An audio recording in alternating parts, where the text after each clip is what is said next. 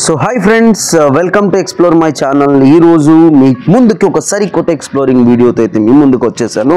So నా వెనకాల బ్యాక్గ్రౌండ్లో మీకు కనిపిస్తున్న ఏదైతే లొకేషన్ ఉందో దీని గురించి కంప్లీట్ ఇన్ఫర్మేషన్ అయితే మీ ముందుకు తీసుకొస్తున్నాను. తప్పకుండా మన వీడియోస్ని అయితే లైక్ చేయండి, షేర్ చేయండి, సబ్స్క్రైబ్ చేయడం మాత్రం మర్చిపోవద్దు.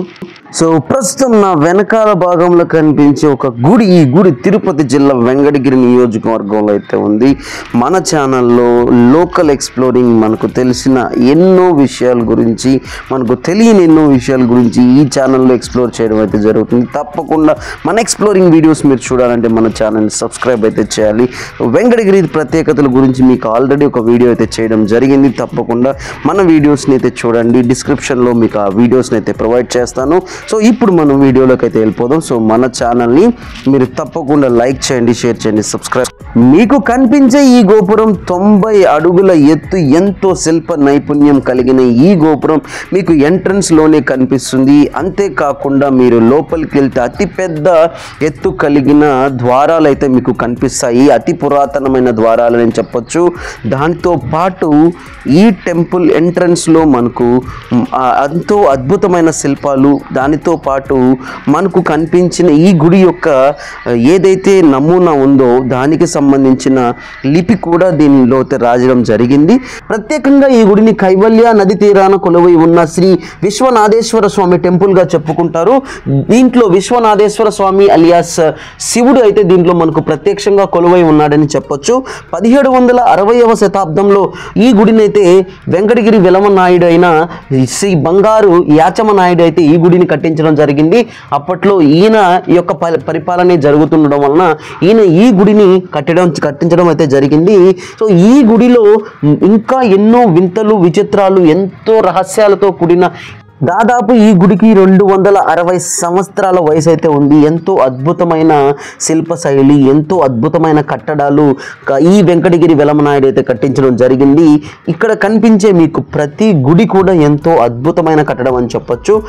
ఈ గుడి దేవాలయంలో ఉన్న కాశీ విశ్వనాథుడు దర్శనం అయితే ఇస్తాడు. పక్కనున్న మరో గుడిలో అమ్మవారు అయితే మనకు కరుణ విందు చేస్తుంది. విశాలమైన దేవాలయం ఇది అని చెప్పొచ్చు. ఇక్కడ మీకు కనిపించే రథాలు ఏదైతే ఉన్నాయో వీటిని ప్రస్తుతం ఎలాంటి వాడుకలు అయితే లేవు. అంతేకాకుండా ఎంతో పురాతనమైన వస్తువులు, చిన్న చిన్న గిన్నెలు కూడా మీకైతే ఇక్కడ కనిపించడం జరుగుతుంది. అండ్ ఈ గుడిలో ఇంకొక ప్రత్యేకత ఏంటంటే ఈ గుడిలోనే విఘ్నేశ్వరుడు టెంపుల్ కూడా కనిపిస్తుంది. మాతృభూతేశ్వర ఆలయం ఉన్నాయి. ఇంకా ఆలయం ప్రాంగణంలో పంచభూత స్థలం అనేది ఒక ఎంతో ప్రత్యేకతమైన స్థలం అని చెప్పొచ్చు. మీకు కనిపించే ఇవన్నీ కూడా పురాతన వస్తువులనే చెప్పొచ్చు. వెంకటగిరిని పాలించే ఈ వెలమనాయుడు, బంగారు నాయుడు ఎంతో ప్రసిద్ధిగా ఈ టెంపుల్ని కట్టించడం జరిగింది. అసలు ఈ టెంపుల్ని ఎలా కట్టించారు అనేది కూడా మనం అయితే చెప్పుకో. ఈ టెంపుల్ని పరిపాలించే యాచమనాయుడు ఉన్న కాలంలో ఒక బ్రాహ్మణుడు కాశీ నుంచి ఇక్కడికి రావడం జరిగింది. ఆ బ్రాహ్మణుడు ఒక శివలింగాన్ని తీసుకొచ్చేసి ఈ రాజుకి బహుమతిగా ఇవ్వడం జరిగింది. ఈ శివుని విగ్రహాన్ని వెంకటగిరిలో ఒక గుడి నిర్మించి దాంట్లో ప్రతిష్ఠించు, మీ రాజ్యము, మీ ప్రజలు చాలా సంతోషంతో ఉంటారు అని చెప్పడంతో ఈయన ఈ గుడిని అయితే కట్టించడం జరిగింది. సో ఇతనే అదే కాకుండా ఈ యాచమనాయుడి కలలో మహాశివుడు కనిపించి నా గుడిని అయితే ప్రతిష్ఠించమని చెప్పడంతో ఇతను ఈ గుడిని అయితే కట్టడం జరిగిందనమాట. ఇక్కడ నంది మీకు కనిపిస్తుంది కదా, ఇది నేరుగా శివుని చూడడానికి మాత్రమే ఇక్కడ ఉన్న రంధ్రాలను అయితే పెట్టడం జరిగింది. అంతేకాకుండా ఇక్కడ కనిపించే ఈ బావికి కూడా ఎంతో ప్రత్యేకత అయితే ఉంది. ఎందుకంటే ఎన్నో రహస్యాలు, బంగారం గురించి మీకు చెప్పడం జరిగింది. ఇక్కడ కనిపించే ఈ బావి గురించి కూడా మాట్లాడుకుంటారు. మా పెద్దవాళ్ళు అండ్ పూర్వీకులు ఏం చెప్పేవారు అంటే ఇక్కడ కనిపించే బావి దగ్గర ఎన్నో బంగారుకి సంబంధించిన పెద్ద వస్తువులు అయితే ఇక్కడ పడేయడం జరిగింది. సో ఈ బంగారు వస్తువులు ఇది కంప్లీట్గా రాజులకు సంబంధించిన, వీటిని ఎవరు తీసుకొని వెళ్ళే వాళ్ళు కూడా కాదు. అండ్ ఈ బావి దగ్గర ఒక పెద్ద అతి పురాతనమైన బంగారం, ఒక పెద్ద బిందె కనిపించడం కూడా జరిగింది.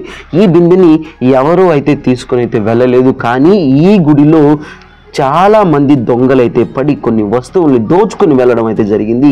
వాటి గురించి కూడా మీకు అయితే చెప్తాను. దాదాపు 100 సంవత్సరాల క్రితం అయితే ఇక్కడ ఎంతో వైభవంగా పూజలు పునస్కారాలు జరిగేటివి.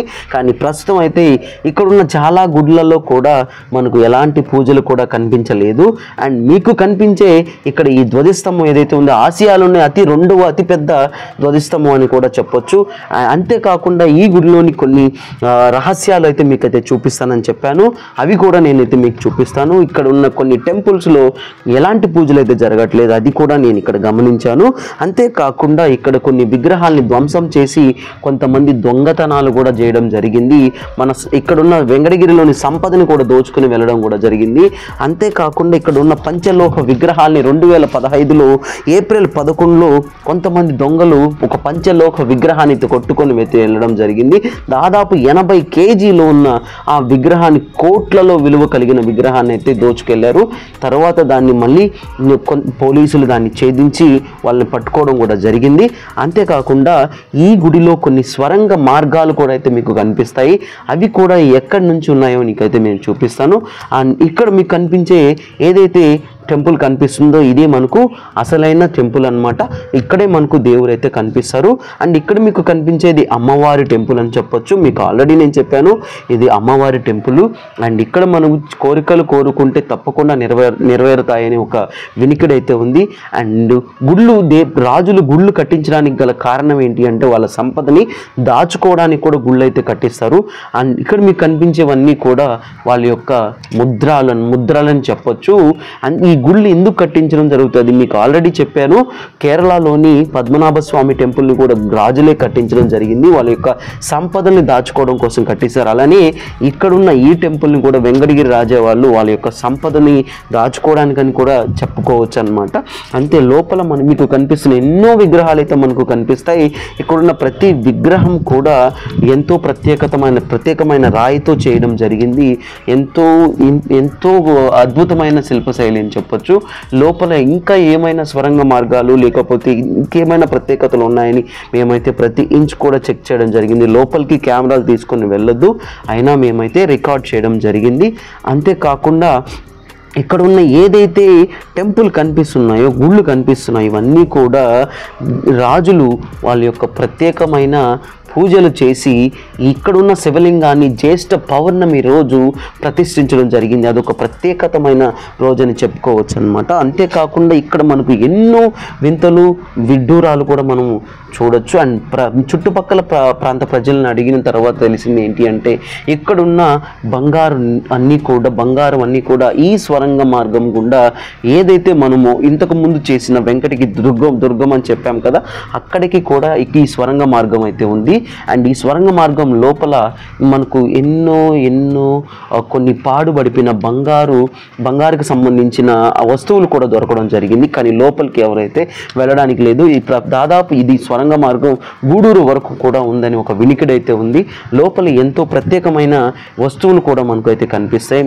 మేమైతే ఈ స్వరంగ మార్గం చూడడం ఇదే మొదటిసారి. చాలా అద్భుతానికి లోనైన మేము కూడా. సో తప్పకుండా ఇలాంటి వీడియోస్ని అయితే మన ఛానల్లో పోస్ట్ చేస్తాను. అండ్ ఈ గుడి యొక్క రహస్యాలు ఇంతటితో మనము కంప్లీట్ చేస్తున్నాం. ఇంకా ఎంతో అద్భుతమైన వీడియోస్ అయితే మీ ముందుకైతే వస్తాను. అండ్ ఈ గుడిని ప్రస్తుతం ఈ గుడిని సోమవారం ఉదయాన్నే 10 గంటలకు తీసి తర్వాత మరి మధ్యాహ్నంకి దీన్ని క్లోజ్ చేయడం అయితే జరుగుతుంది. ఇక్కడ మీరు చూస్తుంటే ఎంత అధ్వానంగా పూజలు జరుగుతున్నాయో మీకు కనిపిస్తుంది. ఒకప్పుడు ఉన్న వైభవంగా పూజలు అయితే నోచుకోవట్లేదు. దేవుళ్ళ విగ్రహాలు ఎలా అయితే వెలవెలపోతున్నాయో మీకు కనిపిస్తూ ఉంది. అండ్ లోపల ఎలాంటి విచిత్రాలు రహస్యాలు అయితే నాకు కనిపించలేదు. కానీ అద్భుతమైన కట్టడం అయితే లోపల మేమైతే చూడడం జరిగింది. అండ్ బయట అయితే మనం ఎంతో రహస్యాలతో కూడిన విషయాలు అయితే చెప్పుకున్నాము. అండ్ దాదాపు ఈ గుడి అతి పురాతనమైన గుళ్ళల్లో మనకు ఈ గుడి కూడా ఒక గుడి అని చెప్పుకోవడం, అది మన దగ్గరలో ఉండడం అనేది అద్భుతమైన విషయంగా చెప్పుకోవచ్చు. ఈ గుడి యొక్క రహస్యాలు ఈ వీడియోలో అయితే కంప్లీట్గా డిస్కస్ చేశాము. అండ్ ఇక్కడున్న స్వరంగ మార్గం అయితే ఒక ప్రత్యేకతమైనదని చెప్పుకోవచ్చు స్వరంగ మార్గాల గురించి. అండ్ ఈ వీడియోలో అయితే కంప్లీట్ ఇన్ఫర్మేషన్ అయితే మీకు ఇవ్వడం జరిగింది. సో మన ఛానల్లో ఇంకా మంచి వీడియోస్ కోసం అయితే మీరు తప్పకుండా మన ఛానల్ని లైక్ చేయండి, షేర్ చేయండి, సబ్స్క్రైబ్ చేయడం అయితే మర్చిపోవద్దు. Thank you.